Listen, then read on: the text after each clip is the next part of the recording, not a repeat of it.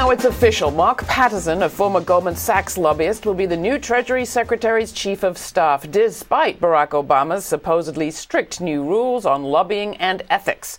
Patterson lobbied for Goldman from 2005 until April of last year on a whole host of issues, including credit default swaps, credit rating agencies, and sovereign wealth funds, all of which were utterly tied up in the decisions of the Treasury.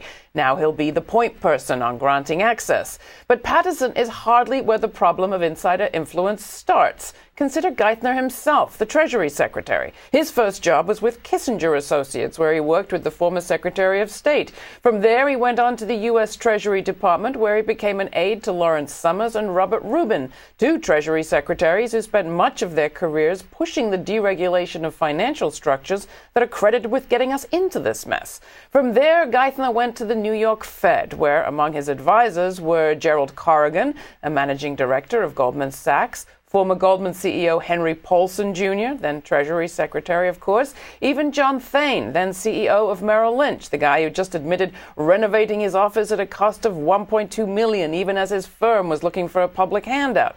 The New York Fed hosted the key meetings that structured the Wall Street bailout, and those were the advisors around Geithner. Everyone had a deep investment in the decision government made about the bailout then. Goldman Sachs, for example, benefited handsomely from the bailout of AIG, its largest trading partner.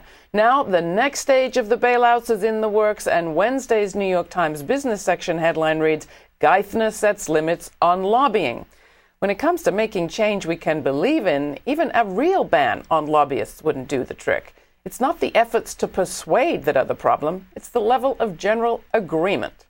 That's all we have time for today. You'll find everything you've seen on this show at our website, grittv.org. There's a place to comment on every story. While you're there, join our mailing list so we can let you know what's coming up. There's a podcast and a Twitter feed of every posting. Just follow Grit TV on Twitter. And please become a supporter. We're broadcasting commercial-free across the United States on Free Speech TV, Dish Network, channel 9415. And you can ask for us on your cable station. Thanks.